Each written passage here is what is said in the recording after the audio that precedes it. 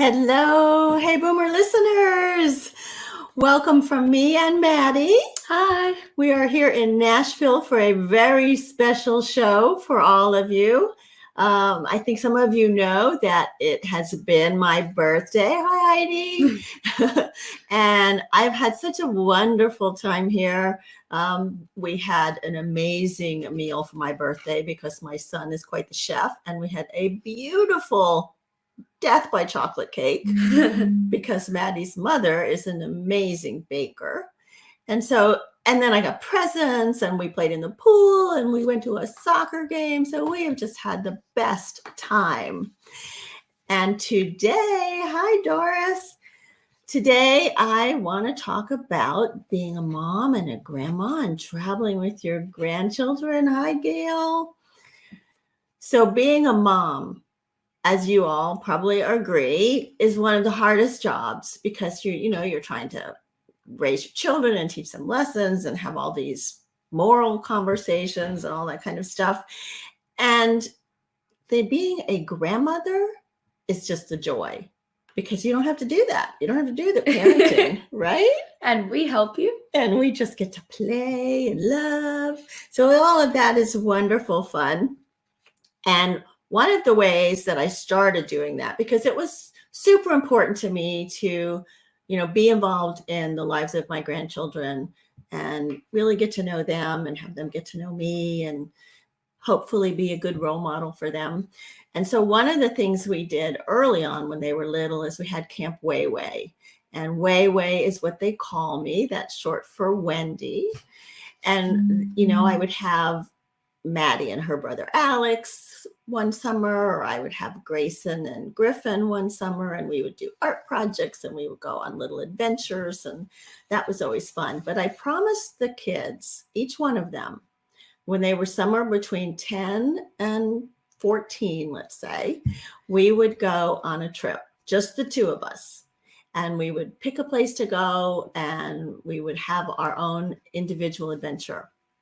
And so the first trip was with Grayson, my first grandchild, and we went to Mammoth Cave in Kentucky, and then we drove from there to Nashville, and we went to the Grand Ole Opry, and we went to the Ryman Auditorium, and we saw Vince Gill, and that was super fun. And my second trip was with Maddie. That's me. And Maddie and I did a Road Scholar trip. Road Scholar is a travel organization for older adults, and they also do grandparent trips. And we're going to actually have them as a guest later on, I think next month or maybe October. But Maddie and I went to Chincoteague Island. And you read about Misty of Chincoteague before we went, right? Yes. Yeah, so we did a little preparation for what we were going to do there. And it was a science kind of a trip. We went to see the wild horses, but we also did a lot of ocean science and bay science and learned a lot while we were there. So we're going to talk, Maddie and I, about our experience on that trip. But first, I want to talk about doTERRA, the essential oils company. And I remember somewhere when we first started talking about doTERRA that some of you talked about having experience with doTERRA.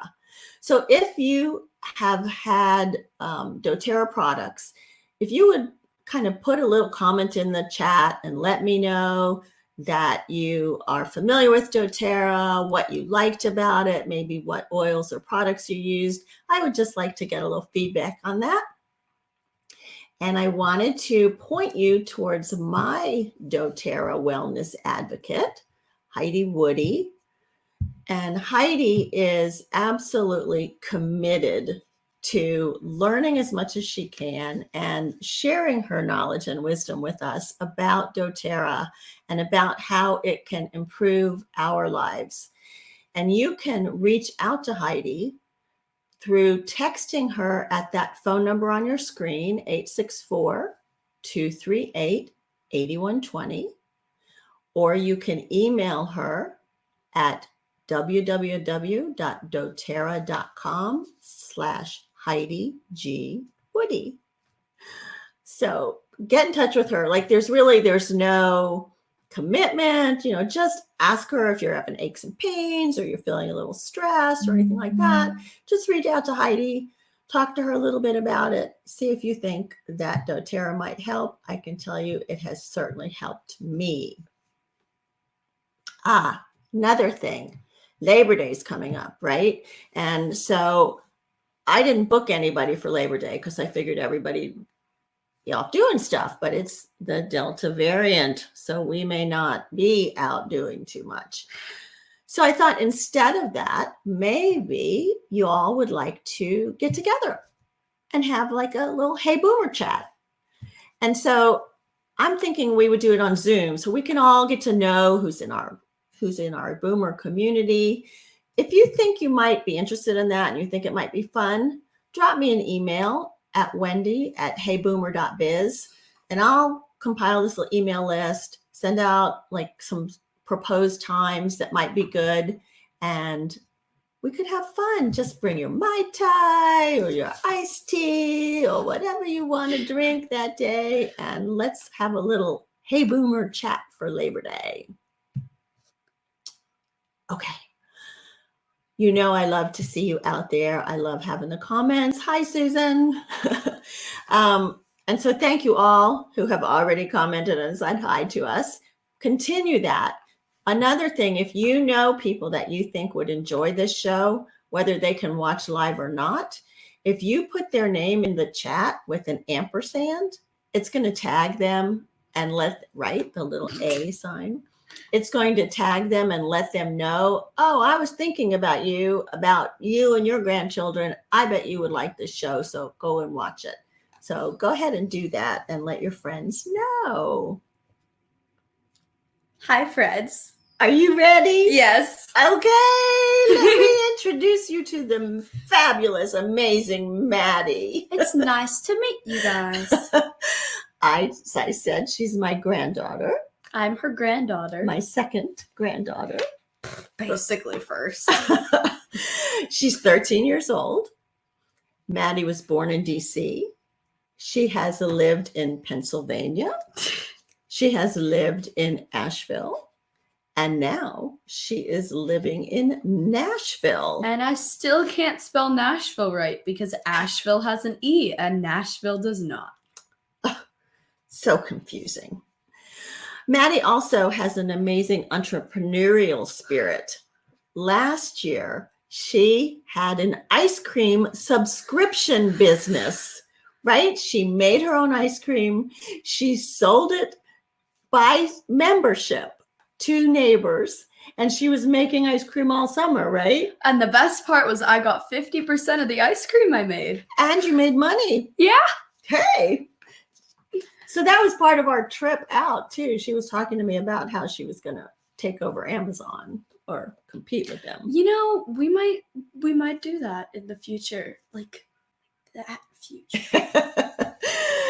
So anyway, Maddie is a natural leader and she's a friend magnet, which helped a lot on this trip because she made friends right away. So let me just tell you, we left Asheville and we had a very long drive to get from Asheville to the shore of Maryland where Chincoteague Island was. So we stopped. So Maddie, do you remember where we stopped that first night? Wasn't it like a great with the hotel, whatever? Yeah. What was your excitement about seeing that hotel? So I got all these butterflies in my stomach and I was like, oh my goodness, I get to unpack all my stuff.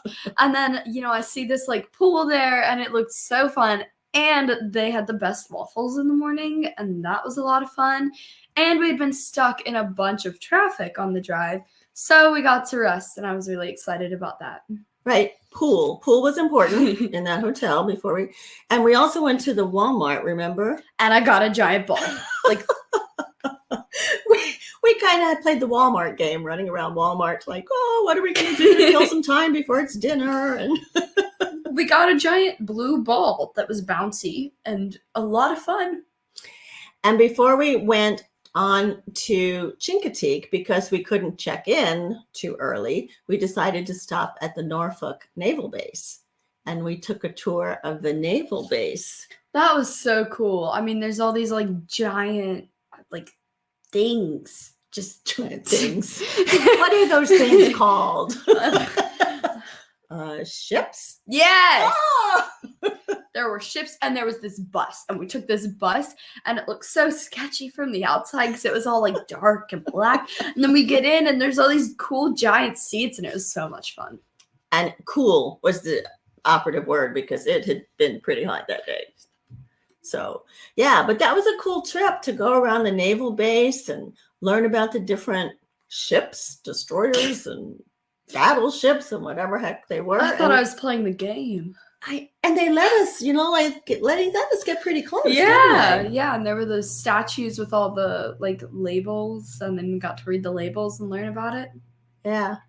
I have to say she was a great travel companion because Maddie has this brain that is interested in everything. Very, very curious. So we were so excited to finally get to Chincoteague, and we left the naval base and we're driving along and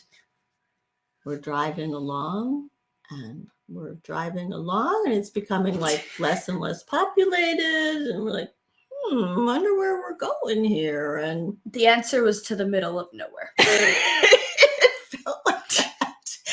It was called the Chincoteague Field Station, and it was like a dormitory kind of a setup.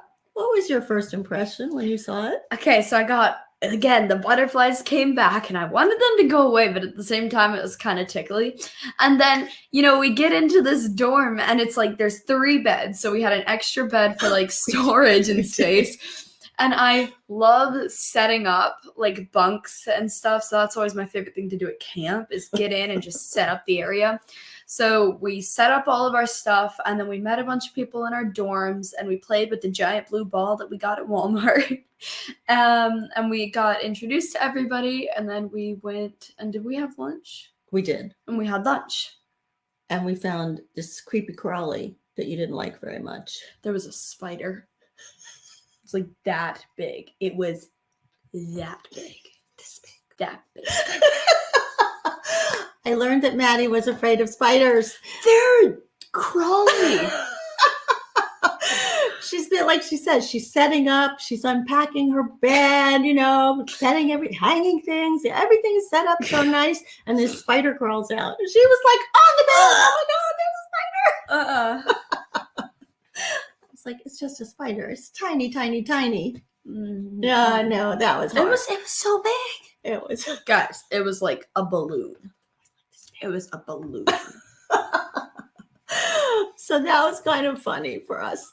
So yeah, like she said, so we got our room set up and then we met some of the people in the dorm, and then Maddie just immediately was like out in the mix, meeting everybody. She became like the little team leader there. And we had our introduction to what the events were going to be like at Chincoteague. It was crazy. It was like, okay, we're going to do this, then this, then this. And I was like, whoa. But then when you actually start, it's like, okay. Yeah. So it was kind of cool. Can I see that book? Mm-hmm. So I made a book for us, a memory book. I did this with Grayson also. And, it tells the story of our trip.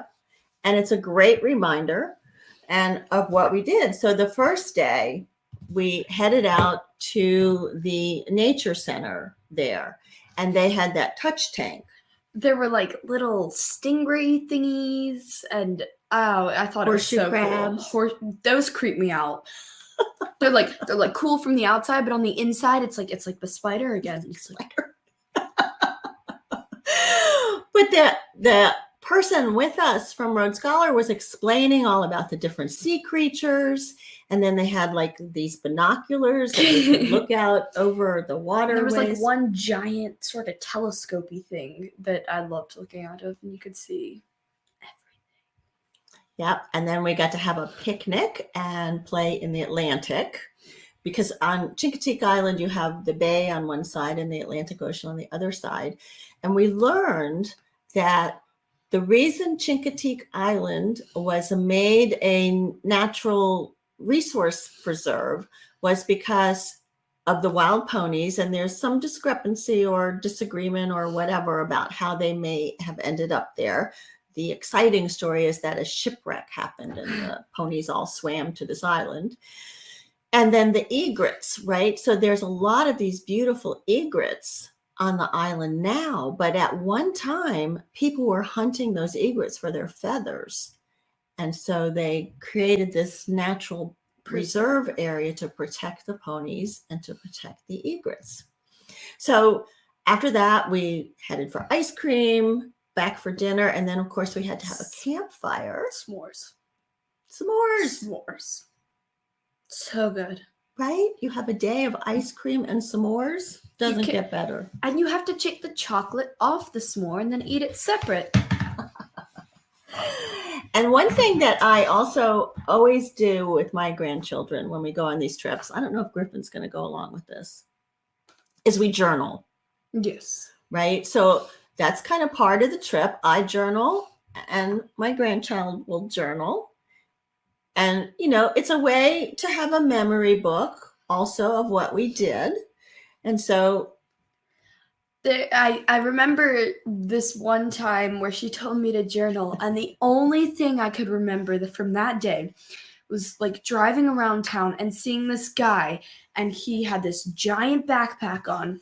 He was walking his dog, and on the top of his backpack there was a cat. I remember that. And I had to draw it in the journal. I remember that. That was pretty funny. It was amazing. I would like to teach my cat to do that. Just stay on top of there. I know. But like, what happens if they jump down? I guess the cat was trained to stay up. Or duct taped. Cat taped. Duct taped. Cat taped. So the second day, we really kind of went out on our adventure. So we started with something called the Godzilla line. Do you remember what that was? Yeah. I mean, everybody holds hands and lines up. And then a few people take this giant net, right? And then they hold it at one end of the river, downstream. And then the people who are upstream, they run down and chase all the fish into the line and the shrimp and everything. And then you pull up the net, and then there's all these fish in it. Right. So it's seine netting. It's a way that they used to catch fish. And what we did was we would capture some of the ones that were caught in the net, and we brought them back to the lab so that we could study them and learn about the different creatures that would be in the water. And we all had these little like the magnifying glasses hung around our necks, and we would all look at the little fishes and the crabs. You remember catching the crabs? How was that? They were big. Yeah. I think you liked netting them better than. Yes, I liked netting them, and I liked when, you know, we got to put them in the bucket, but then I'd go. Yeah, because she didn't like all the icky stuff you had to put on the hook to get the crabs. And they were over here like, I'm gonna get you. So so after the seine netting, I think that's when we went to the mud pits, right? Oh my goodness. So Maddie had a question for me about the mud pits. Like, she asked me what was one of your favorite experiences or like most memorable with the grandparents? Right. So you've got to understand, this was grandparents. So we were at ages, you know, in our 50 plus I think Maya's grandpa was in his 80s. Yeah. And so walking out to the mud pit, I mean, it was sucking our feet, you know, really hard to walk in. And I'm trying to like walk with some of these grandparents that were not as balanced, hoping we weren't going to lose any of them in the mud pits. Only a few. It was a little treacherous, but when we got to the mud, there was so much. It was like this giant pit, and I had never seen so much mud, and I was so excited because then we got to cover ourselves in mud, right? And I was like, ooh, all this essentialness, and I covered myself in mud, and I put some on my face, and all I remember was how bad it smelled. It smelled so bad. Picture of the girls with the mud all over them. It smelled so bad. It was sulfur kind of smell. Yeah. It smelled like rotten eggs and like It was gross. But fun, but gross. And then it dried and like caked off. It was so good for your skin, my dear. Flourishing. Very lovely for the skin. The girls loved it. I think I stayed out and held on to some of the grandparents. You didn't get fully encased in the mud. I did not. But it was good for your skin. It was good for your skin. And it wore them out. I'll tell you, that bus ride back to the field station that day. Hello, David. Hi, David. I think most of the kids kind of fell asleep on the bus on the way back. I did. You did. So our third day was when we were doing a lot of the science work in the lab and learning about the different creatures that were in the bay and, you know, Down by the bay. down by. Okay, she's the singer. Yeah. So, do you remember any of the science stuff? What we learned? Yeah, so I remember there being a bunch of samples on the big table in the front, and we were all sitting. It was kind of like a college classroom. It was. And we all had magnifying glasses and like, what are they called? the microscopes. Yes. And we put, you know, the stuff on like a little tray under it, and then we got to look at it, and it looked crazy weird. Like all these little tiny. And then the person was coming around and she was talking to us about what we were seeing, and it was really cool. And me and Maya had a lot of fun looking at them. I just remember laughing a lot. Yes, there was quite a bit of laughter. And because some of the stuff, you know, like you just put that drop of water and you don't think there's anything in it until there is. It's also little squirmy things. Oh, it's weird. But Yeah. fun, but weird. Yeah. Mainly weird. And then the final night, the counselors or the leaders were so excited that they were going to, well, first of all, we did the talent show. Wait, let's talk about that first. So me and Maya decided that we were going to do toe painting with ketchup and mustard. God. So we had these two bowls of ketchup and mustard in front of us. And ketchup in the picture? Yeah, you would ask the audience, right? Yeah, we said, what should we paint? And we painted with our toes. Toe painting. Can you see the toe painting? Because Yes. that was the best thing to do at a talent show. Very creative. Oh, I yeah. have to say that was I feel very like the creative. counselors or the leaders did it once. Did they? I think they did. Is that where you got the idea, you think? Maybe. But they did something like much more competitive, like a bear wearing a like halo, or Yeah. I don't know, and then the kids would vote on. Oh, maybe they did that. They were helping you prepare. Uh-huh. See, because there was times you were with them and not you with us. weren't there. Yeah. They gave us grandparents a little break every once in a while. And then I was the host. You were the host. I was the host. I had the fake microphone. Right? Like, no surprise. Maddie's the leader. Maddie's the friend magnet. Everybody wanted Maddie to be the leader and in charge. So. Actually, I kind of just said that I was going to be. Is that what a leader does, Bruce McIndoe? Yeah. I think I'll just take over, right? Yeah. You know? I think so. And then I got the funny voice and the hello people. So after the talent show, as I started to say, the counselors, they put together this fabulous meal for us. They did a low country boil. We were in the eastern shore of Maryland, right? With these great crabs. And so they did a low country boil. And they were so excited. Everything spread out with the brown paper on the tables. And they were going to show us how to pick crabs. Okay, so I have never liked seafood. So they tell us to open up the crabs, and then there's going to be mustard in it, right? So I open it, and there's this brown, squishy stuff. And I was like, oh, no. So then on the drive home, I texted my parents, and I was like, Mom, Dad, I am now vegetarian. She did. And I was vegetarian for 6 months. Not just seafood. She gave up all meat for a while because of that one experience with picking crabs. I loved it, on the other hand. I thought, Everybody "Oh my God, did. this is People so were just like amazing." eating the crabs all around me, and I was like, "Oh my goodness gracious!" And fortunately, there was corn, of course, and potatoes, and so other things that she could eat, but she was not enthralled with those crabs. They were like, they weren't dead. They were dead. They were like there with their claws. They- They're gonna pinch your mouth. Now, the Maryland crabs are some of the best. So let's see. In the fall, I'm going to take Griffin to Atlanta. Oh, Yeah, Griffin and I got delayed on our trip because of COVID, so we're replanning. So we're going to go to Atlanta, and then next year is the trip with your brother. he's so excited. Do you have any advice for him? Mainly just to not freak out. He gets homesick, but he won't admit that he's homesick. Like, you'll know that he's upset, but he won't tell you that he's upset.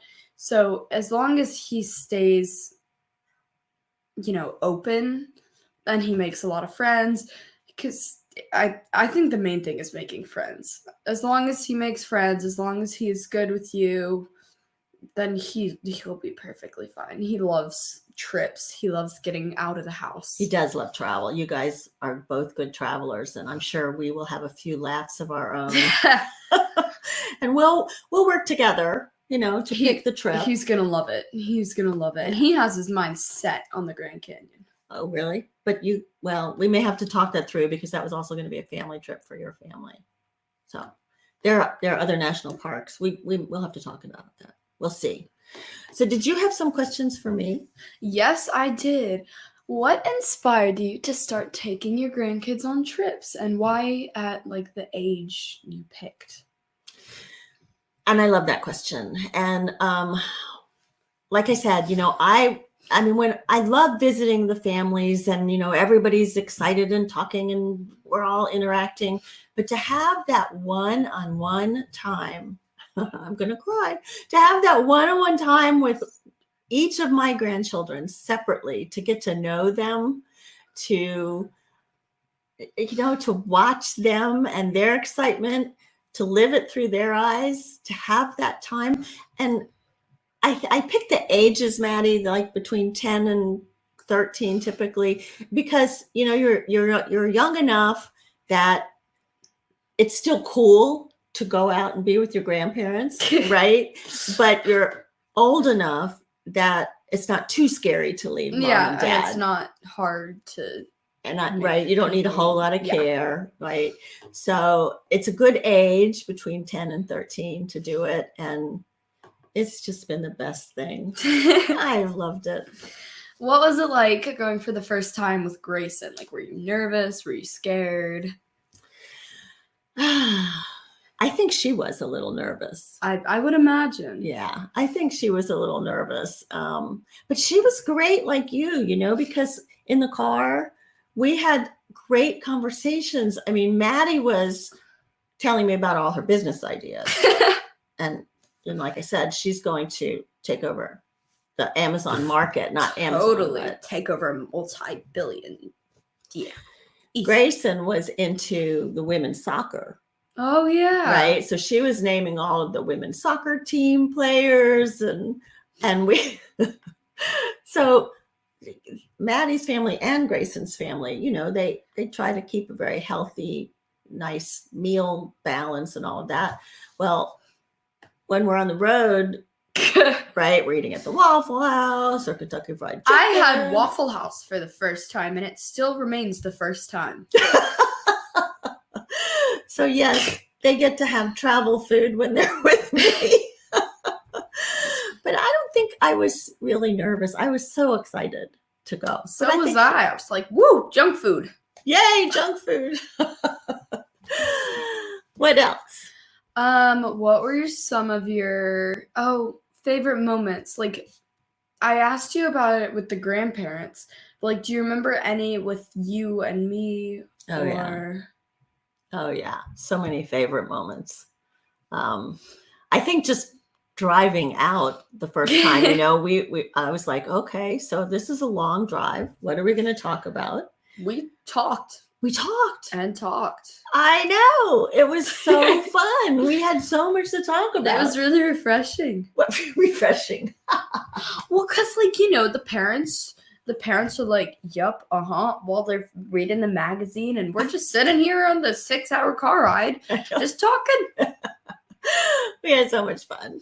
And we were silly. And I think watching you, like, I didn't know how much you just gravitated and people gravitated to you.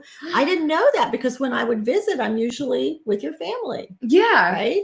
And to see her she kind of herded people towards her, you know? A sheep herder, but like a people herder. people herder. I know. And they were climbing trees and they were like, oh, is Maddie there? Can Maddie come play? And she was such a natural leader. I loved watching it. It was that. just a lot of fun. I think that if you have fun, everyone around you has fun. It's like the mood is, they explain this at camp to us, but it's like happiness is like glitter.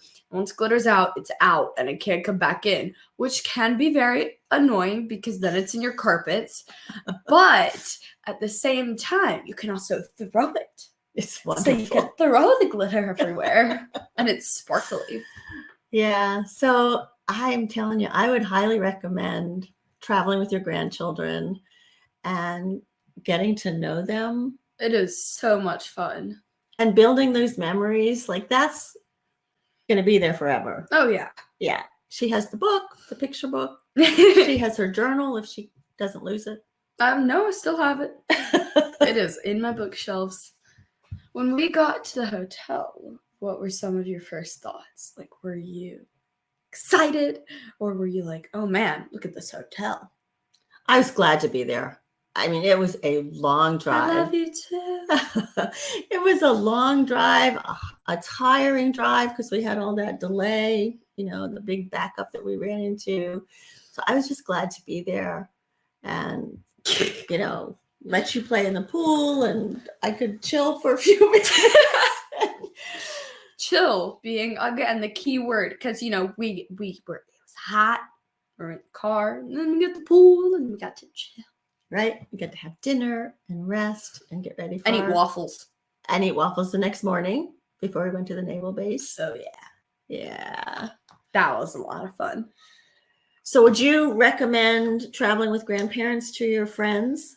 I would give it 6 stars because 6 out of 10? 5. 6 out of 5. Which is like 12 out of 10. Okay. And then because you get to be with your grandparents and you don't get to do that a ton, especially when they live in a whole nother state. Right. And so we got to connect a lot. And our room was super cool. Minus the big giant spider. Yeah, and it wasn't fancy. You know, like we had to share, it was a dorm. Yeah. Right? So we had our room. We had to share the shower and the bath and all. But it was still a lot of fun, like waking up and being like, oh my goodness, what are we going to do today? Are we going to see more wild horses? Are we going to go into town and see a lighthouse and get souvenirs? And it was so much fun. Right. We didn't even talk about the lighthouse, did we? Oh, no. So one day, it was a free day, and me and my friend Isabel, we went into town with her grandmother and Wey-Wey. No, we just walked out. Went by themselves. Yeah, she gave me the car keys. I was gone. And then we went to the lighthouse, and then we went souvenir shopping, and we spent 30 minutes, and I spent 30 minutes at the store, and I bought 3 magnets. You have to have magnets, you know, of your trips. Oh, yeah. Super important to have magnets. Right. For your refrigerator. And I really wanted this purse, but I didn't get the purse. But you got something for Mom, Dad, and Alex. The magnets. That's right. The super important magnets. And I picked each magnet individually because it looked like the mom, the son, and the dad. How thoughtful.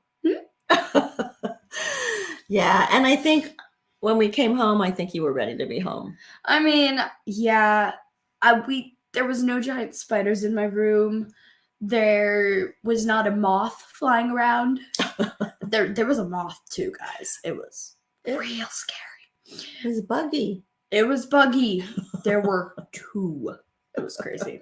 Crazy. But, you know, it was a great time. We thoroughly enjoyed it. We were ready to come home. We were both tired. We were both ready for tired, really but it good was showers. so much fun. And we couldn't wait to tell Mom and Dad about all the stuff. Everything. We had to tell them everything. And have a good dinner. Because we knew Dad would cook us a good dinner that night. Yeah. I love you guys too.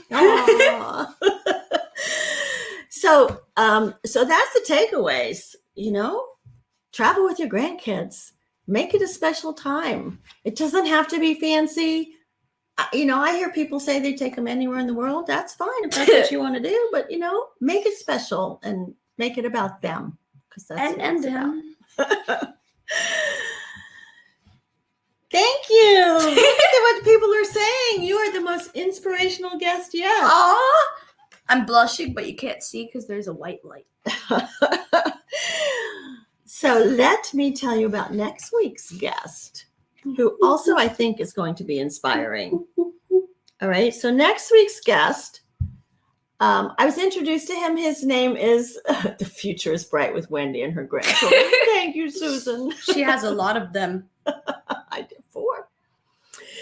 So anyway, next week's guest, I was introduced to by a friend. He is a retired journalist with the Detroit Free Press.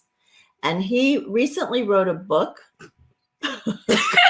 he recently wrote a book about, Bruce wants to hear more about the ice cream subscription. We'll tell you in a second, Bruce. Anyway, John Gallagher recently wrote a book called The Irishman and Detroit. And it's a great story about 2 people the man who is a boomer and Detroit, who were both down on their luck. I mean, certainly you've heard about all of the hard times Detroit has had. So this is kind of a comeback story for both Detroit and this gentleman and entrepreneurship in Detroit. It's a fascinating read. Please join me next week.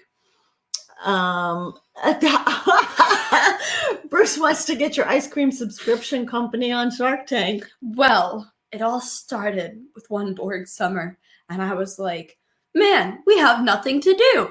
And my mom was like, oh, I forgot, I bought an ice cream maker 1 year ago, and we never used it. So I was like, oh my goodness, what if I sold ice cream to our street? So you and your dad made a business plan. My dad made me write a whole outline, and I had to make a logo and everything. So then we printed out these flyers. What did you call it? Funny Koala's Homemade Ice Cream. Homemade Gourmet. Yeah, because it was super fancy. My favorite flavor I made was coffee Oreo. That was really good. Our Christmas special. And then I passed out all the flyers, and the emails came in, and I was like, oh my goodness, I didn't actually realize I'd have to work. I thought I could just eat ice cream.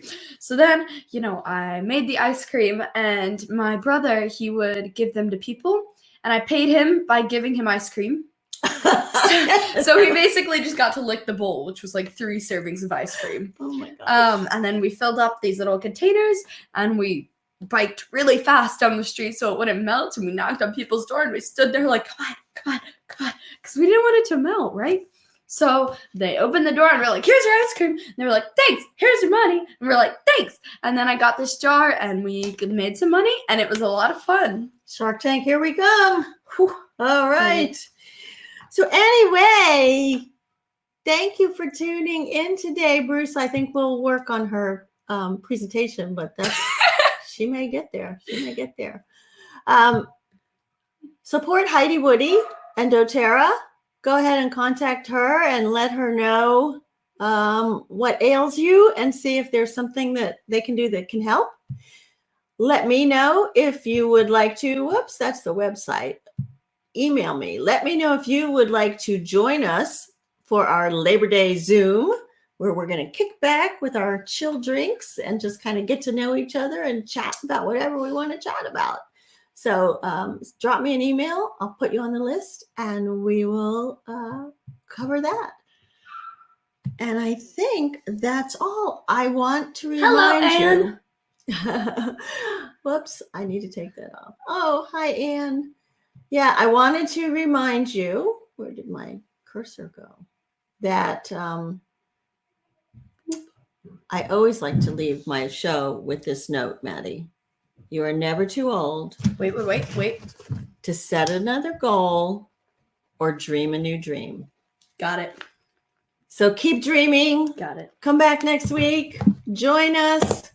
I love you all. My name is Wendy Green. This is Maddie, The reporter. And this has been Hey Boomer. Ba, ba, ba. Bye.